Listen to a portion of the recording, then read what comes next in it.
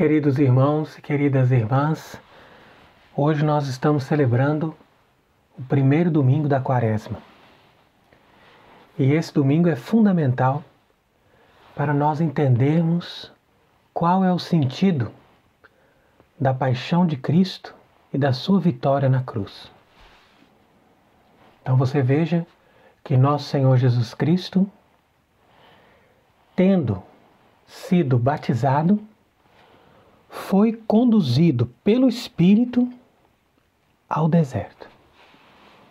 Então esse trecho do Evangelho de São Mateus é muito importante para nós entendermos que, de fato, antes de começar a sua missão pública, Jesus se deixa levar pelo Espírito Santo ao deserto, porque o deserto é o lugar da oração e é também o lugar do combate.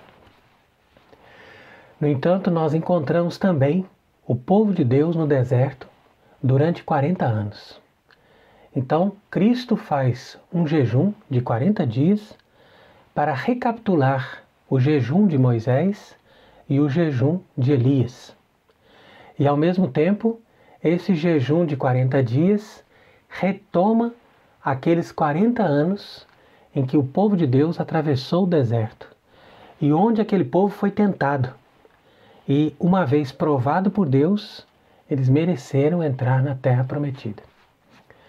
Então, o número 40 tem sempre esse significado de um tempo completo, na medida em que 28 dias se completa o ciclo da Lua, e depois mais 12 dias para representarmos ali o número da Igreja, e com isso nós temos um tempo completo quando nós podemos renovar uma coisa e entrar numa outra dimensão quando Deus quer nos dar algo do seu amor.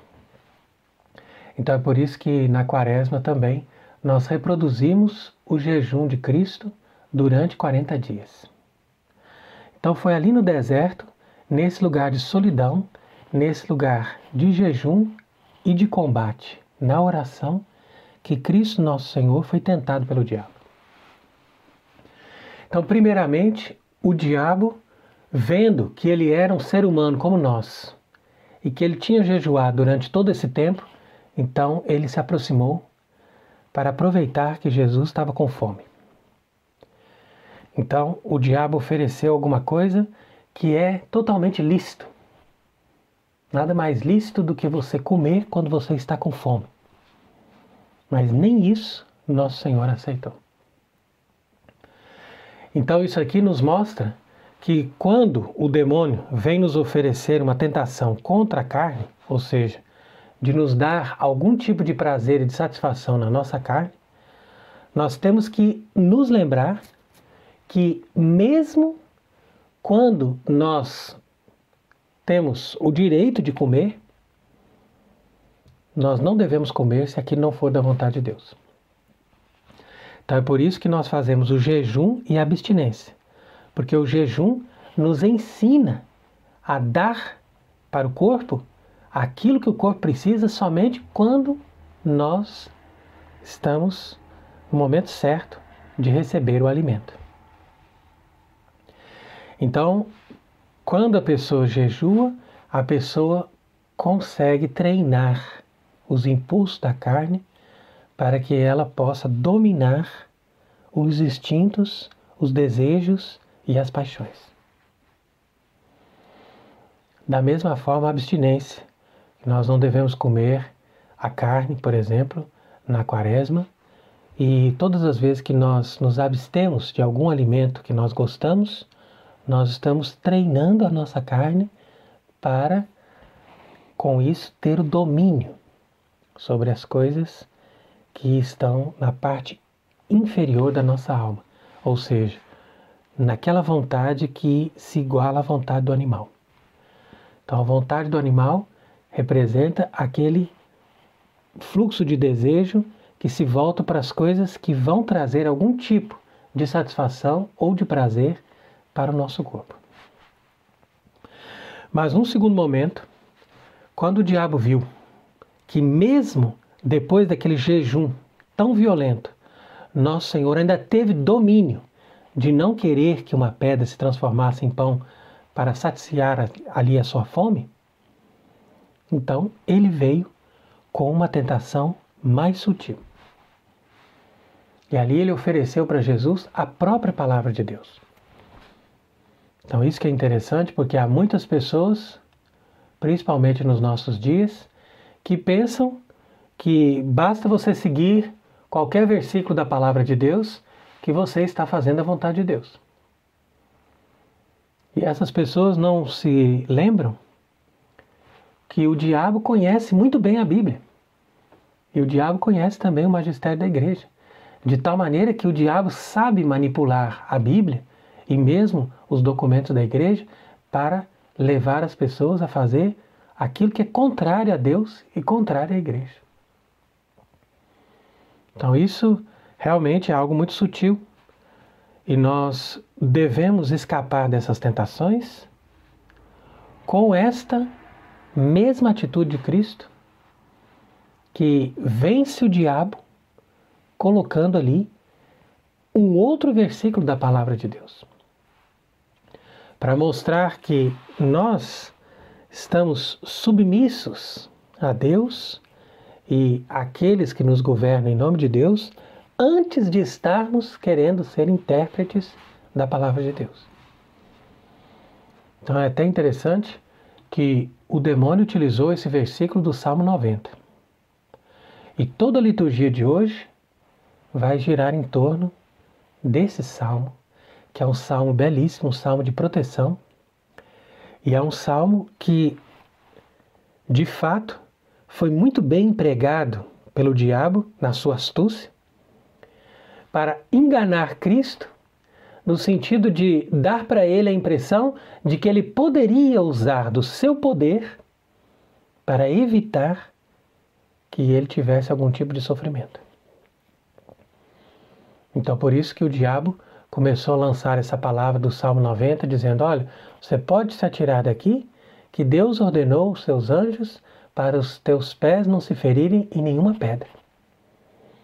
Mas, quando aconteceu o evento da sua paixão, os seus pés se feriram nas pedras, e as suas mãos também. E ele caiu e machucou a cabeça, e ele foi açoitado, e ele foi crucificado. E onde estaria o seu Deus naquele momento? Por que Deus não o protegeu? Então você percebe que muitas vezes nós queremos utilizar um versículo da palavra de Deus ou uma só passagem da palavra de Deus sem observar todo o contexto e sem observar aquilo que Deus quer dizer em cada momento. E por isso que as pessoas se confundem em nome da palavra de Deus e fazem seitas em nome da palavra de Deus. Quando na verdade nós deveríamos fazer como Cristo, saber se submeter a Deus e estar em união com aquilo que Deus realmente quer para a nossa vida, antes de nós queremos provar Deus ou colocar uma palavra dizendo: olha, se Deus está comigo, Ele tem que fazer isso, ou Ele tem que fazer aquilo. Sendo que Deus não trouxe para a nossa vida uma solução imediata, nem uma mágica. Se o objetivo de Deus fosse trazer soluções imediatas ou fazer mágica, então todos os problemas do mundo seriam resolvidos. E a missão de Jesus seria simplesmente alimentar os famintos, curar os enfermos, deixar todas as pessoas bem saudáveis, bem contentes e pronto. Mas ele não fez isso. E quando ele fez milagres, ele fez para mostrar o significado sobrenatural daqueles milagres. Mas ele não queria curar todos os enfermos do mundo, nem resolver todos os problemas do mundo. Então, esse tipo de consideração é importante para nós percebermos a missão de Cristo como verdadeiro Messias. Porque os judeus também se enganaram, achando que o verdadeiro Messias teria que ser um rei poderoso, fazendo grandes prodígios e dando para o povo tudo aquilo que as pessoas precisavam. Da mesma forma, hoje em dia as pessoas esperam um Salvador, ao invés de buscarem o verdadeiro reino de Deus que não está nesse mundo. Então quer dizer que, em vista de obedecermos a palavra de Deus, nós devemos buscar uma felicidade que ultrapassa a realidade terrena e não querer que Deus resolva todos os nossos problemas nessa dimensão dessa vida terrena. Mas é por isso mesmo que o diabo veio com mais astúcia para lançar sobre nosso Senhor a terceira tentação. E essa tentação é mais forte e mais perigosa do que a primeira e do que a segunda. Porque enquanto a primeira tentação se relaciona com as coisas da carne, normalmente a maioria das pessoas já cai nessa primeira logo de uma vez, porque as pessoas não conseguem colocar as coisas espirituais acima das coisas carnais. A segunda é mais perigosa, porque a segunda tentação é uma tentação espiritual. É uma tentação de tornar a religião um instrumento de poder e de mágica para resolver os problemas. E é isso que acontece hoje nas igrejas evangélicas e mesmo no contexto aí dessa falsa igreja católica moderna, o objetivo está todo focado na solução dos problemas do mundo. Seja de uma forma material ou seja de uma forma sobrenatural, mas sempre focados na solução dos problemas do mundo.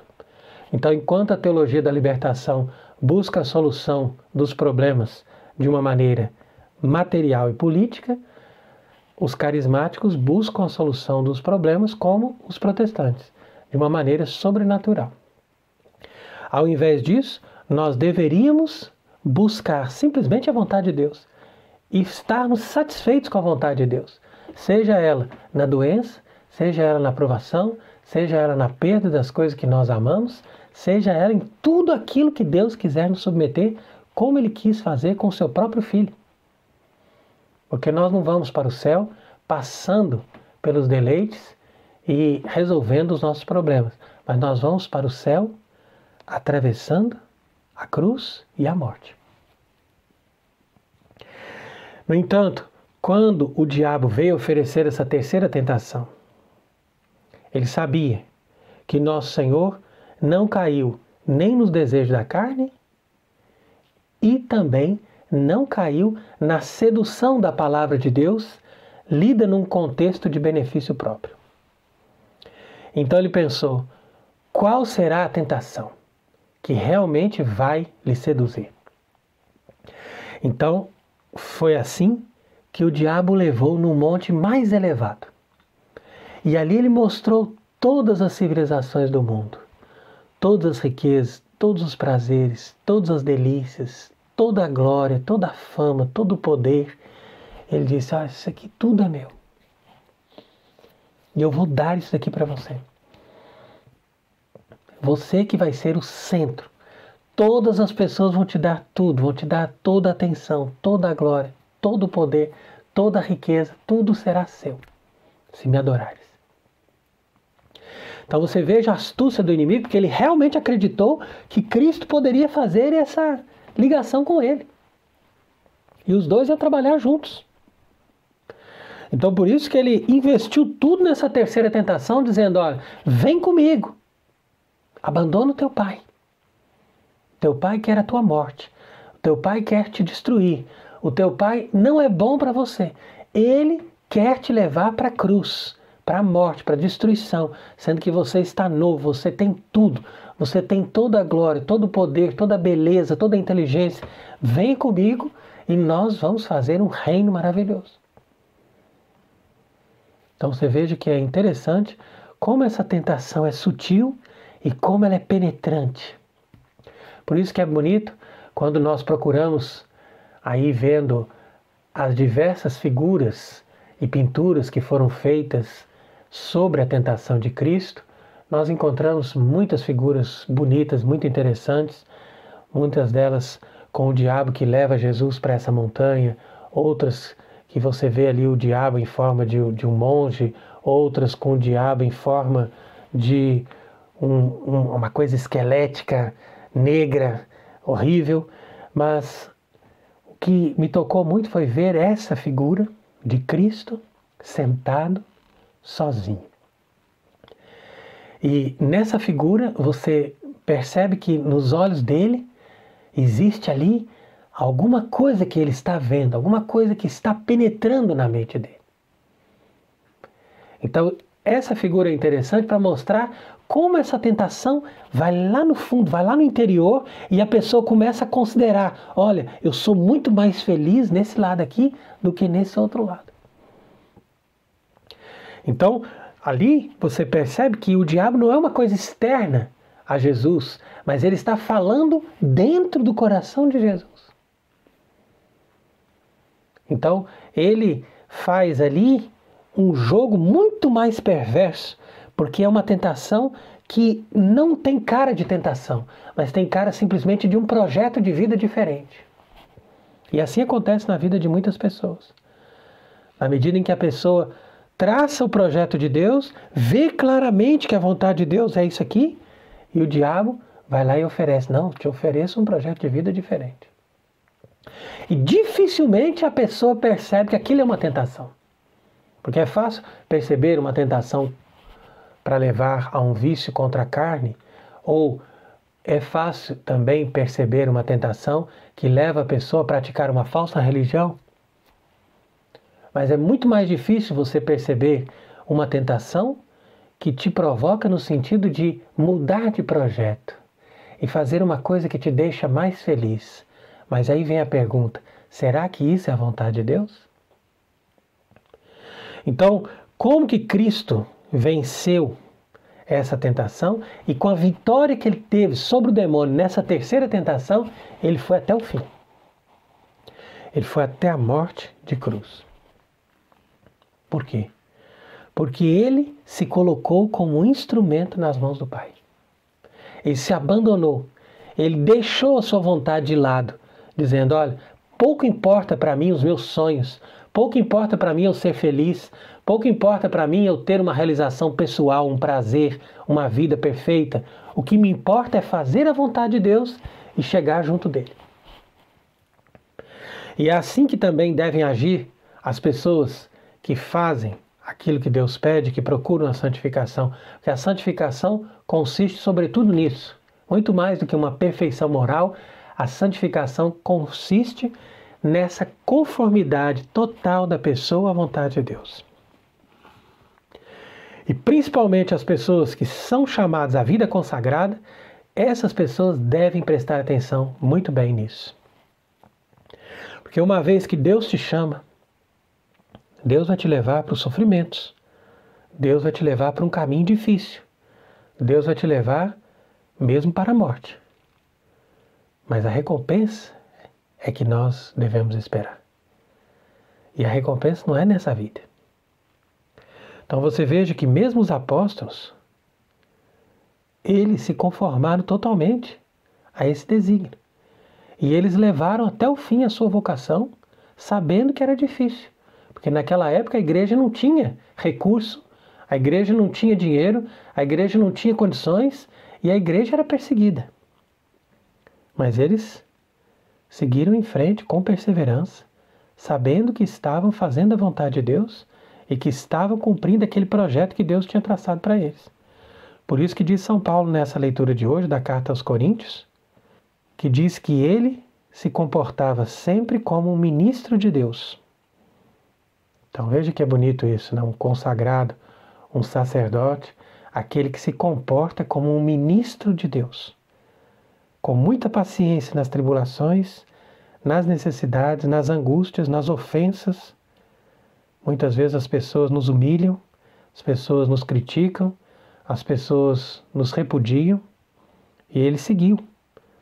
E perseverou nos trabalhos, nas prisões, nas vigílias, nos jejuns, pela castidade, pela ciência, pela mansidão, com uma caridade sincera, pelo poder de Deus e pelas armas da justiça. Na honra e na desonra, na boa reputação ou na má reputação, sendo julgados como sedutores, mesmo que sejamos sinceros e verdadeiros. Sendo considerados inúteis e desconhecidos e sendo bem conhecidos. Então, eles, os apóstolos, que viveram essa vida difícil e que sofreram tudo isso como tantos outros ministros de Deus na história, sacerdotes, religiosos, pessoas que deram a vida para cumprir aquela missão e para levar até o fim aquela vocação que Deus lhes tem, que Deus lhes havia dado. Então, da mesma forma, Jesus, que é o mestre de todos e que é o exemplo de todos, ele também passou por essa tentação de imaginar que ele poderia ter um projeto de vida próprio e deixar de lado essa vocação, esse chamado, esse sofrimento que Deus estava prevendo para ele.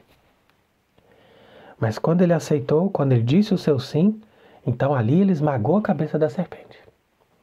E ele perseverou até o fim na sua morte. E na morte de cruz. Por quê? Porque ele venceu e expulsou o demônio, dizendo: vai-te embora, retira-te, Satanás, pois está escrito: adorarás ao Senhor teu Deus, e só a Ele servirás. Então quer dizer que essa é a palavra que deve nos guiar por todo o tempo da Quaresma e nos manter em toda a nossa vida. Adorarás o Senhor teu Deus. Como que você adora a Deus? Fazendo a vontade de Deus, renunciando à sua vontade, oferecendo a sua própria vontade, que é o que você tem de mais precioso, e colocando aquilo ali a serviço de Deus. Com toda a sua vida junto. Esse é o testemunho do nosso amor e da nossa adoração. E é isso que fez Jesus, e é isso que nós também devemos fazer em união com Ele, para vencermos o demônio e darmos glória a Deus.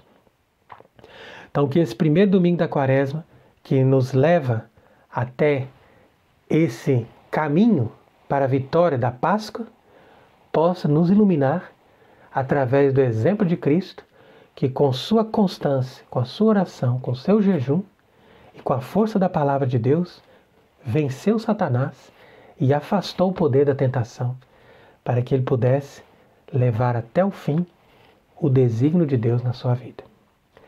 Que Ele seja bendito para sempre. Amém.